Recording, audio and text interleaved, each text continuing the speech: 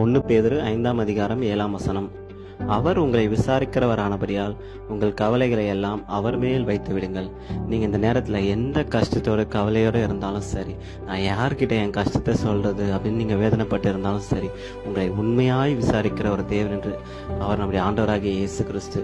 உங்க கவலைகள் எல்லாவற்றையும் நீங்க அவர்கிட்ட நீங்க சொல்லும் போது உங்க ஆத்மாவில் ஒரு பலன் கிடைக்கும், ஒரு சமாதானம் கிடைக்கும். அது மட்டும் இல்லாம உங்களுடைய பிரச்சனைகள் இருந்து ஒரு தீர்வு கிடைக்கும். மனுஷங்க கிட்ட சொல்லும் போது அவங்க உங்களை மற்றவங்க முன்னாடி அவமானப்படுத்தலாம். ஆனா தேவன் கிட்ட சொல்லும்போது அவர் உண்மையில தேவனா இருக்கிறதுனால உங்களுக்கு பதில் தருகிறவராக இருக்கிறார். எனவே இந்த நேரத்தில் நீங்க அவரை நோக்கி ஜெபிங்க. அன்னாள் எவ்வளோ மன கஷ்டத்துல இருந்தாங்க, அவமானத்துல இருந்தாங்க. ஆனா தேவனுடைய சன்னிதானத்தில் போயிட்டு அவங்களுடைய கஷ்டங்களை எல்லாம் அவர் சமூகத்துல ஊற்றின போது அதுக்கப்புறம் அவங்க கவலையா இல்லை. ஏன்னா அவங்க கவலையெல்லாம் தேவன் மேல வச்சுட்டு அவங்க சந்தோஷமா இருந்தாங்க. அதுக்கப்புறம் அவங்க வாழ்க்கையே மாறிச்சு. நீங்களும் அதே போல உங்க கவலை எல்லாவற்றையும் தேவனிடத்துல சொல்லுங்க. இப்பொழுதே உங்க ஆத்மால ஒரு நல்ல சந்தோஷத்தையும் சமாதானத்தையும் உணர்வீங்க.